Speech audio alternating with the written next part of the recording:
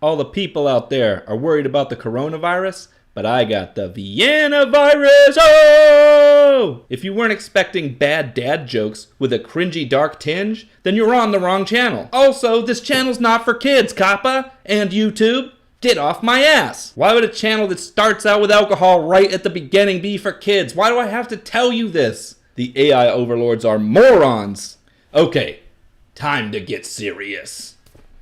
It's the end of the world, everybody. It's the end of the world. Everybody's gonna die someday. Get over it. You know, I'm sorry. That was a bad way to start. Everybody's gonna die someday. This just might be one of those ways. So there's a virus going around, if you haven't heard about it, that's killing off 2% of the people that are infected by it. That may sound like a small amount, but that'd be significant to you. For example, if you had a young child like I do, and they're more susceptible. They're a larger percentage of that 2%. So that's a big deal. Maybe you're over 60, then that's a larger percentage of that 2%. So it is a big deal. Don't get me wrong. People need to worry about making sure that they keep themselves as safe as they can. It's something we need to talk about. But there's a lot of people out there that are like, this is proof that God's wrath has come amongst us. No, it is not. There's always plagues and viruses. 2% is not big on the grand scale either. Now, I'm not saying it's not significant. I'm just saying it's not a new sign of the end times. Everybody wants to be like, look around. You see the signs of the end times everywhere. Yeah, you always do. Since that was written to now, you've always seen signs of the end time everywhere because it was written about shit that happens all the time. There's always some virus. There's always some storm. There's always some existential threat on the horizon. There's always the chance of being obliterated by a meteor. There's always the eventual heat death of the universe. Now, you know what? I'm starting to depress myself. Hold on a second. I guess all I'm trying to say is we're all going to die someday. Get over it. Wait, did I say that already? Shit! Hold on. This helps. That's not true. That does not actually help. That was a bad joke. I'm sorry, my bad. Dealing with your own existential dread is something that alcohol does not actually help with. Alcohol is fun, and it's fun in social settings, but it's not really a replacement for going through your own issues. It is good, though. So we're all going to die. You could just end it at that. Whether it's the coronavirus, whether it's some kind of catastrophe, whether it's some kind of shooter, whether it's old age, and you live out a long life, you're gonna die. At some point, we all die. Now, I'm not saying like, hey, it's just as equal to get shot in the face as it is to live to a ripe young age. What am I talking about? I got this PC culture in my head. I'm 40 years young. No, I'm not. I'm 39. I'm about to be 40 years old. Get it straight. Eventually, I'm going to be dead. It might not be today. Actually, it could be today.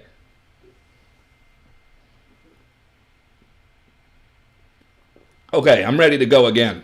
I could literally go out for lunch and get hit by a car. And it'd be dead. I'm just dead. Or worse, I could get horribly mangled by the crash, survive it, but have brain damage and not be able to live the life I'm used to. Why am I talking about all this scary stuff? Because this is what existential dread is. Existential dread is fear of external factors that you can't control. And understanding that there are external factors that you can't control is healthy. But being afraid of them, not so much. How do I say don't be afraid of them? Now, should you be concerned about them? Maybe. If the coronavirus starts getting over here and infecting a lot of people, maybe you should be concerned about how to take care of yourself the best. But you're going to be concerned about how to best take care of yourself, how to do everything you can to keep yourself as healthy as you can, and then otherwise, you're just going to have to see how the dice roll. Sometimes that's the way the world works. You just don't know. And humans have created all kinds of crutches to get over this. In my personal opinion now, magic is one of those things.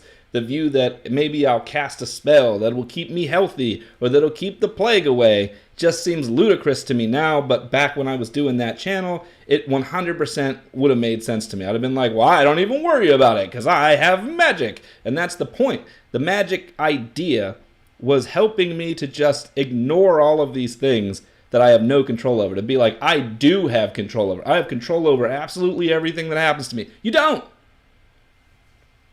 The philosophy is interesting and it's great for self-help to say, hey, Everything that happens in your life, you have control over. It's happened because you've decided to do this, that, or the other. And that's true for a lot of social things, a lot of where you are in your job field and stuff. Most of the everyday stuff, yeah, it has an effect. It's what we did that brought us to where we are, stuff like that.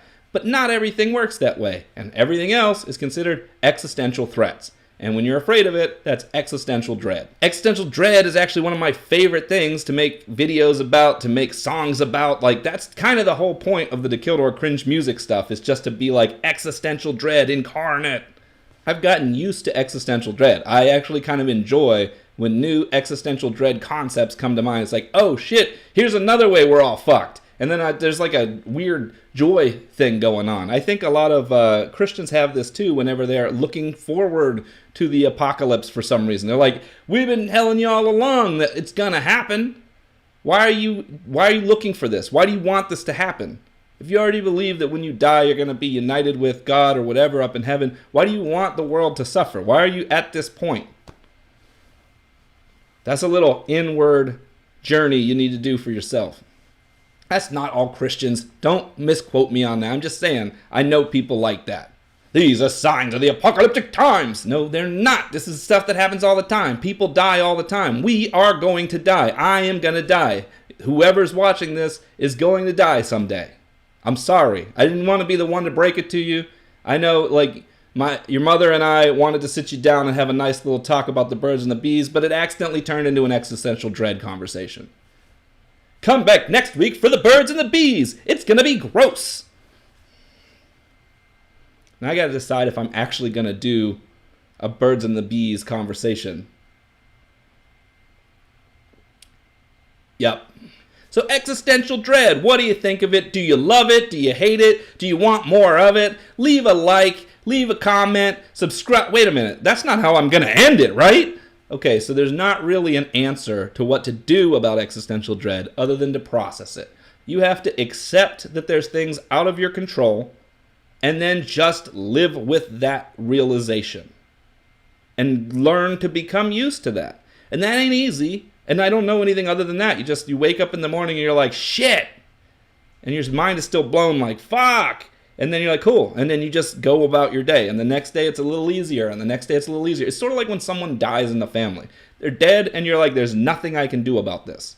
And after a while, like the grief and whatever happens, and that's fine. It should.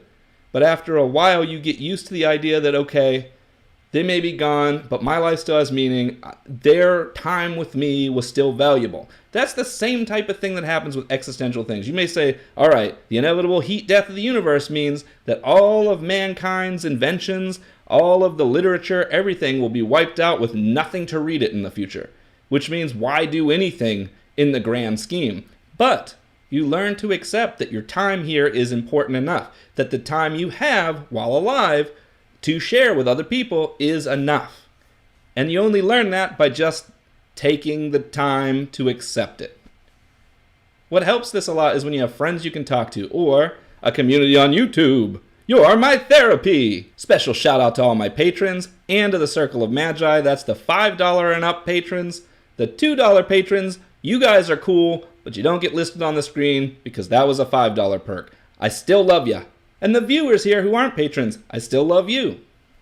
Do I love everyone with all of my heart? I used to think that, but I've come to the realization that if you say that, that becomes meaningless. I love certain things more than other things, and that's just the way it is. Do I love my patrons more than my normal viewers?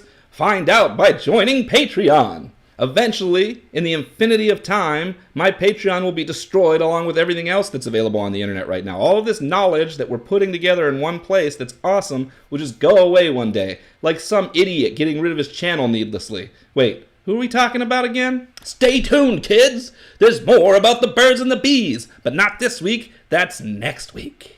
Until then, I'm Joe March. Thanks for watching. Safe travels, everybody.